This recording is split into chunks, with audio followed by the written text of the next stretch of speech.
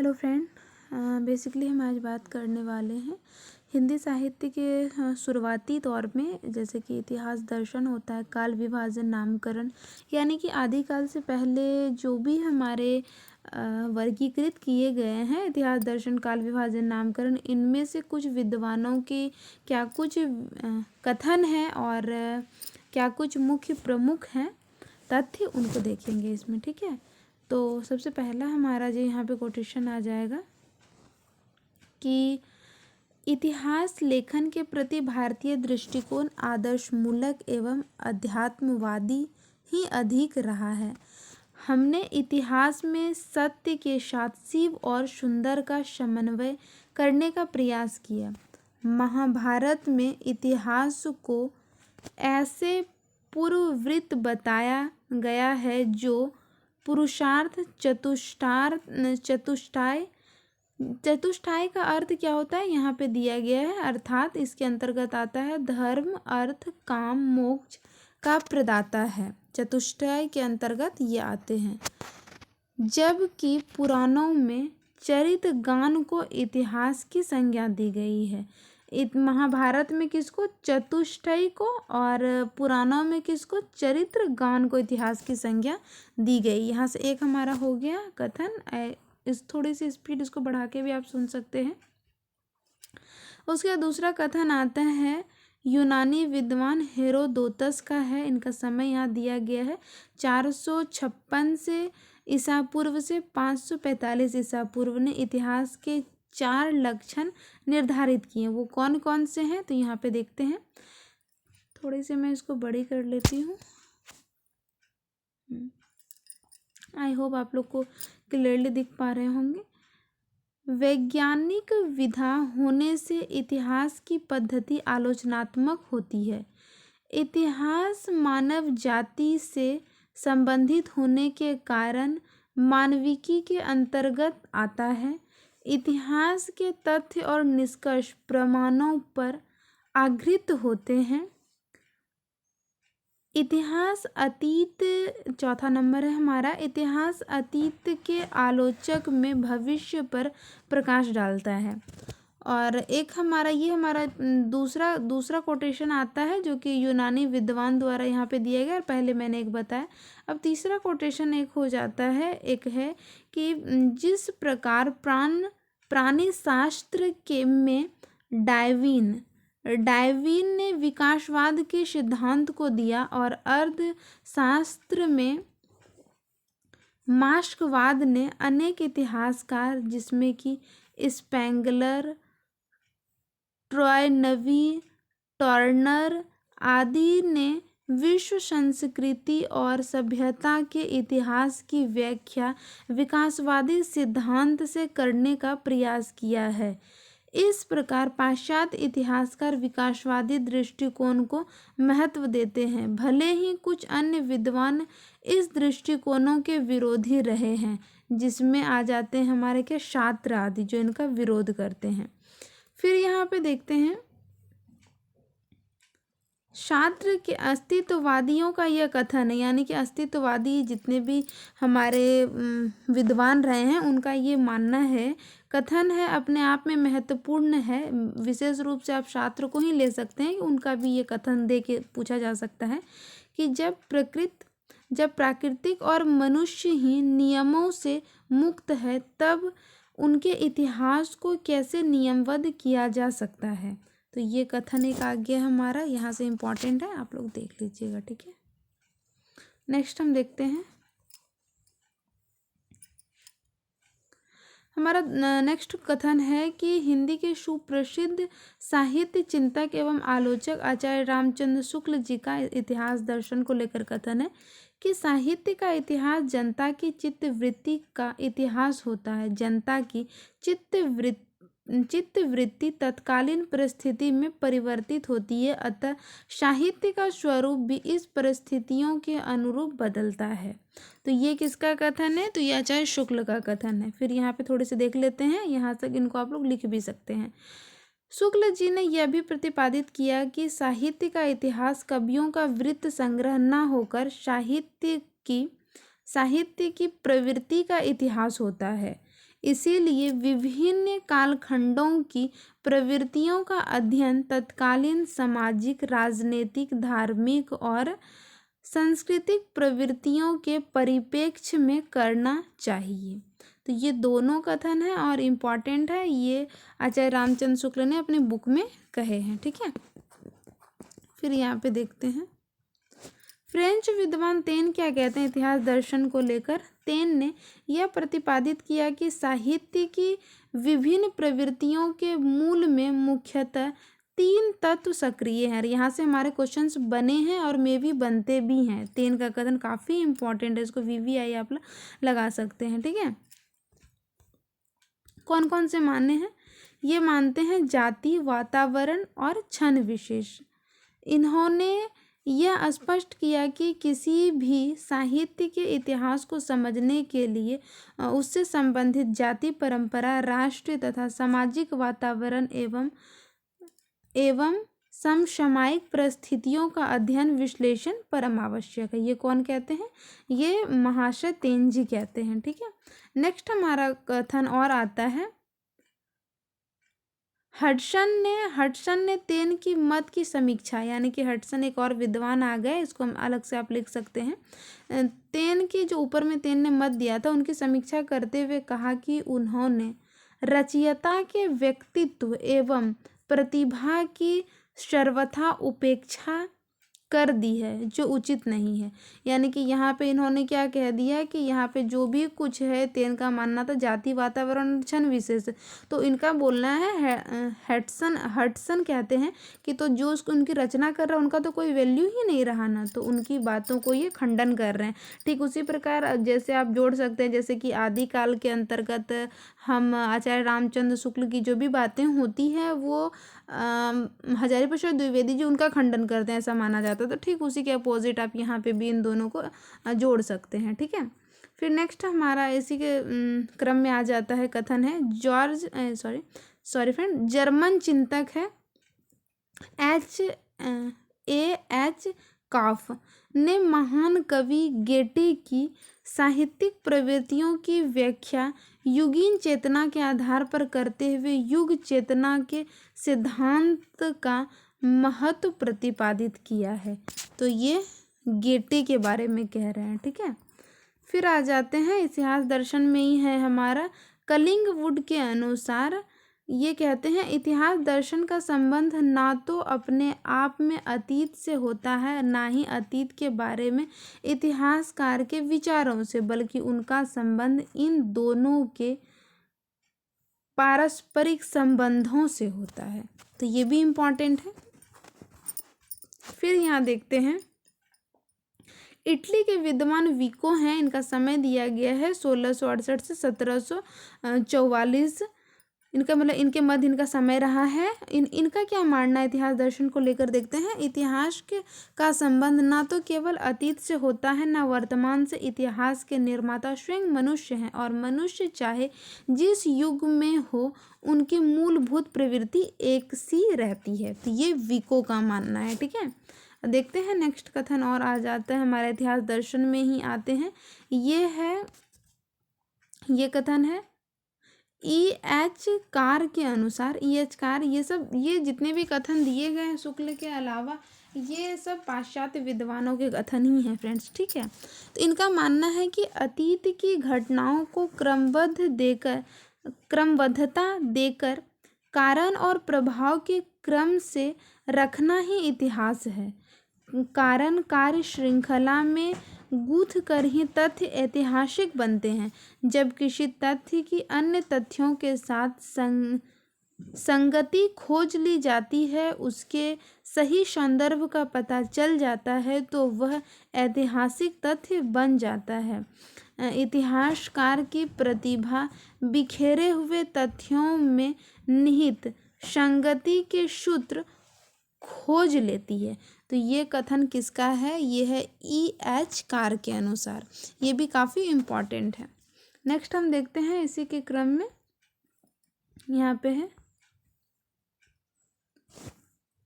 कार्लाइन क्या कहते हैं। कार्लाइन के अनुसार किसी राष्ट्र के व्यक्ति का इतिहास वहाँ के धर्म, राजनीतिक और विज्ञान का इतिहास होता है। फिर है कि काव्य के इतिहास में लेखक को राष्ट्र के उच्चतम लक्ष्य, उसकी क्रमगत दिशा और विकास को देखना अति आवश्यक है। तो ये किसने कहा है? ये कार्लाइल ने कहा है। कार्लाइल ने कहा ये कथन। नेक्स्ट हम यहाँ पे देखेंगे। अब यहाँ पे दिया है कि भारतीय चिंतक जो हैं वो साहित्य के इतिहास को किस प्रकार से दर्शन को मानते हैं, किन किन बातों पर बल देते हैं, तो वो यहाँ पे दिया गया है। ठीक है, तो इन बिंदुओं को देखते हैं। कुछ इंपॉर्टेंट है जो कि भारतीय मानते हैं इन चीज़ों को। साहित्य का अध्ययन युगीन परिस्थितियों के संदर्भ में किया जाना चाहिए। फिर दूसरा है, इतिहास वर्तमान को अतीत से जोड़ता है और भविष्य की ओर संकेत करता है। ऐतिहासिक तथ्य सत्य, शिव और सुंदरम में समन्वित होना चाहिए। फिर है हमारा चौथा नंबर है कि साहित्य के इतिहास का अध्ययन करने के साथ साथ साहित्यकार की प्रतिभा और परंपरा के द्वंद्व एवं उनके स्रोत का अध्ययन भी करना चाहिए। फिर है कि साहित्यकार के व्यक्तित्व का अध्ययन करना भी आवश्यक है, यानी कि जो साहित्यकार उनके बारे में उनका भी व्यक्तित्व का अध्ययन करना आवश्यक है। फिर हमारा पॉइंट है छठा नंबर, साहित्यकार के अभिष्ट लक्ष्य एवं उनकी सिद्धि का अध्ययन भी साहित्य के इतिहास में किया जाना चाहिए। ठीक है, इसी के क्रम में थोड़ी सी और देख लेते हैं। अब हम लेखन पद्धति के बारे में थोड़ा सा देखते हैं कि 4 प्रकार की पद्धति होती है। वर्णानुक्रम पद्धति, कालानुक्रम, वैज्ञानिक और विधेयवादी। इसके बारे में मैंने पहले भी वीडियो बना दी है, आप देख भी सकते हैं वहाँ पे। और ऐसे भी आप लोग को ये चीज़ की जानकारी होगी कि वर्णों के आधार पर जो लिखी जाती है वो वर्णानुक्रम पद्धति होती है, जो कालक्रम की दृष्टि से लिखी जाती है। जो सिर्फ कि तथ्यों को ही दिखा देते हैं क्रमबद्ध रूप से, वो वैज्ञानिक आ जाती है। उनका सब चीज़ों, इन तीनों का यहाँ पे मिश्रण हो जाता है, वो विधेयवादी बन जाती है, यानी कि समन्वय कर देते हैं यहाँ पे। ठीक है, अब यहाँ पे थोड़ी सी एक कथन देख लेते हैं। ये तो मैंने वहाँ पे भी बता दिया था। विधेयवादी पद्धति के अंतर्गत आते हैं तेनजी, इन्होंने जाति वातावरण छन्न विशेष को माना है, तो मैंने वहाँ पे पहले ही दिखा दिया है। फिर यहाँ पे देखते हैं थोड़ा सा। आचार्य रामचंद्र शुक्ल की भी ये पद्धति के बारे में मैंने बता दिया ऊपर ही कि प्रत्येक देश का साहित्य वहाँ की जनता की चित्तवृत्ति का संचित प्रतिबिंब होता है, वही चीज़ों को यहाँ पे भी दिया गया है। फिर लेखन, इतिहास लेखन की परंपरा में देखते हैं, कुछ आ जाते हैं कुछ इम्पॉर्टेंट यहाँ पे कि स्वयं आचार्य रामचंद्र शुक्ल ने अपने हिंदी साहित्य के इतिहास में यह स्वीकार किया गया है कि रीतिकाल के कवियों का परिचय लिखने में मैंने प्रायः उत्तक ग्रंथ मिश्र बंधु विनोद से विवरण लिया। यानी कि रीतिकाल के बारे में जब आचार्य रामचंद्र शुक्ल जी लिख रहे थे, वहाँ पे उनका स्रोत जो है वो मिश्र बंधु विनोद से भी लिए थे। ठीक है, फिर इसी के क्रम में देखते हैं, आचार्य रामचंद्र शुक्ल ने इतिहास के प्रति निश्चित एवं सुस्पष्ट दृष्टिकोण के बारे में बताते हुए यही कहा है, जनता की चित्तवृत्ति वाला। तो ऊपर ही जो है वो इनका काफ़ी, ये बहुत, जितना भी VVI इसके साथ लगा सकते हैं आप, लगा सकते हैं, स्टार बना लीजिए। ये इसको कथन को याद रखना ही है। और ये मुझे उम्मीद है कि आप लोग अगर हिंदी साहित्य से तैयारी कर रहे हैं एग्ज़ाम्स की, तो आपको ये पता होंगे ही। फिर इसी में है, शुक्ल जी ने मिश्र बंधुओं के काल विभाजन पर टिप्पणी करते हुए क्या कहा। ये शुक्ल का कथन है, किसको लेकर? मिश्र बंधु की रचना मिश्र बंधु विनोद को लेकर। इनका कहना है कि सारे रचना काल को केवल आदि, मध्य, पूर्व और उत्तर इत्यादि खंडों में आंख मूंद कर बांट देना, यह भी न देखना कि किस खंड के भीतर क्या आता है और क्या नहीं, किसी वृत्त संग्रह को इतिहास नहीं बना सकता। तो इनका कहना है कि इनका जो आप मिश्र बंधु का काल विभाजन देखेंगे, पूर्व मध्यकाल, उत्तर मध्यकाल, इस टाइप से ये नाम देते हैं। ठीक है, ये इनके शुक्ल जी का कथन है मिश्र बंधुओं के बारे में, मिश्र बंधु विनोद के बारे में, मिश्र बंधु द्वारा लिखित पुस्तक के बारे में। ठीक है, फिर यहाँ पे गणपति चंद्र गुप्त का है, इंपॉर्टेंट है, देख लेते हैं। ये सारे कोटेशन इंपॉर्टेंट होते हैं, हमारे एग्जाम से पूछे भी जाते हैं। गणपति चंद्र गुप्त ने हजारी प्रसाद द्विवेदी के योगदान की चर्चा करते हुए लिखा है कि वस्तुतः वे पहले व्यक्ति हैं जिन्होंने आचार्य रामचंद्र शुक्ल की अनेक धारणाओं और स्थापनाओं को चुनौती देते हुए उनके सबल प्रमाणों के आधार पर खंडित किया। मैंने अभी ऊपर बताया था ना कि कैसे मतलब उनकी जो धारणाएं थी उनका खंडन कहीं ना कहीं हजारी प्रसाद द्विवेदी जी करते हैं। दोनों एक दूसरे के अपोजिट रहते हैं, एक डायरेक्शन में नहीं चलते। अगर ये बोलते हैं तो वो उनकी बातों का खंडन करते हैं। वही चीज़ गणपति चंद्र गुप्त जी भी यहाँ पे कह रहे हैं। फिर है यहाँ पे इसी कथन के आगे कि यहाँ तक कि ऐतिहासिक चेतना व पूर्व परंपरा के बोध की बात है, निश्चित ही आचार्य द्विवेदी यानी कि हजारी प्रसाद द्विवेदी की बात हो रही है। आचार्य द्विवेदी हिंदी के सबसे अधिक सशक्त इतिहासकार हैं। ठीक है, नेक्स्ट हम यहाँ पे देख लेते हैं फिर गणपति चंद्र गुप्त जी के बारे में। थोड़ा सा मैं यहाँ से पढ़ देती हूँ, जो यहाँ पे इम्पोर्टेंट होगा वो मैं थोड़ा सा हाईलाइट करके बता दूंगी। गणपति चंद्र गुप्त का इतिहास लेखन की परंपरा में महत्वपूर्ण योगदान है। उन्होंने, इनका ग्रंथ का नाम क्या है, हिंदी साहित्य का वैज्ञानिक इतिहास लिखकर एक अभाव की पूर्ति की है। यह ग्रंथ साहित्य इतिहास के विकासवादी सिद्धांत की प्रतिष्ठा करते हुए उनके आलोक में हिंदी साहित्य का नूतन व्याख्या प्रस्तुत की गई है। लेखक के अनुसार यानी कि गणपति चंद्र गुप्त जी कहते हैं कि विगत 30-35 वर्षों में हिंदी साहित्य के क्षेत्र में पर्याप्त अनुसंधान कार्य हुए, जिसमें बहुत सी ऐसी नई सामग्री, नए तथ्य और नए निष्कर्ष प्रकाश में आए हैं जो आचार्य रामचंद्र शुक्ल के वर्गीकरण, विश्लेषण आदि के सर्वथा प्रतिकूल पड़ते हैं। यानी कि ये भी खंडन ही करते हैं, अनुकूल नहीं है। मतलब जो चीज़ों को शुक्ल जी, हम बोल सकते हैं कि गणपति चंद्र गुप्त जी आचार्य रामचंद्र शुक्ल के बारे में ये चीज़ कह रहे हैं कि उनकी जो वर्गीकृत विश्लेषण है उनके प्रतिकूल पड़ते हैं, यानी कि उनके अनुकूल नहीं है, उल्टे हैं, प्रतिकूल है। ठीक है, फिर देखते हैं यहाँ पे अगला हमारा, ये हम देख लेते हैं कि हिंदी साहित्य के इतिहास, काल विभाजन और उनकी सीमा के बारे में कुछ कथन आ जाते हैं इम्पोर्टेंट। तो फिर यहाँ पे है कि आचार्य रामचंद्र शुक्ल ने मिश्र बंधु के काल विभाजन को लेकर उन्होंने व्यंग करते हुए कहा था कि सारे रचनाओं को केवल आदि मध्य, ये तो मैंने ऊपर बता दिया। उन्हीं चीज़ों को यहाँ पे कहा गया है कि पूर्व उत्तर इत्यादि खंडों में आंख मूंद कर बांट देना, यह भी न देखना कि किस खंड के भीतर क्या आता है क्या नहीं, किसी वृत्त संग्रह को इतिहास नहीं बना सकता। मतलब कि ये क्या मानते हैं, उनका जो इतिहास ग्रंथ है वो वृत्त संग्रह है। इनका एक आ जाता है कवि वृत्त संग्रह, बड़ा वृत्त संग्रह, वो मैं शॉर्ट्स के माध्यम से शेयर कर दूंगी आप लोगों को। ये भी शुक्ल जी का होता है, मतलब बोलते हैं ऐसे। मतलब उनसे जो पहले जो सारे ग्रंथ बहुत बड़े बड़े लिखे गए थे, जिनकी कि अच्छी तरह से नहीं लिखे गए हम बोल सकते हैं, उनको लेकर इन्होंने व्यंग्य किया है। कालों के नामकरण और उनकी समस्याओं को लेकर देखते हैं, कुछ अगर कथन बन जाते हैं तो यहाँ पे पहले देख लेते हैं। यहाँ पे थोड़ा सा ये इम्पोर्टेंट है कि विकासवादिता कालक्रम, विकासवादिता का मतलब होता है कालक्रम के आधार पर आदिकाल, पूर्व मध्यकाल और आधुनिक काल, शासन के आधार पर। ये किसके बारे में बात कर रहे हैं, तो ये जो ग्रियर्सन द्वारा लिखा गया था ना, काल विभाजन किया गया था, विक्टोरिया युग आ जाता है। फिर व्यक्ति के आधार पर गांधी युग, चैतन्य काल आते हैं, और साहित्यकार के आधार पर भारतेंदु और द्विवेदी प्रमुख साहित्य प्रवृत्ति, छात्र छायावाद युग, प्रगति, ये सब आते हैं। देख लीजिएगा, इसको इतना इम्पोर्टेंट नहीं है, बट ये जान लीजिए किसके अंतर्गत क्या आते हैं। मे भी बदलते पैटर्न के हिसाब से कुछ भी क्वेश्चंस आ सकते हैं। ठीक है,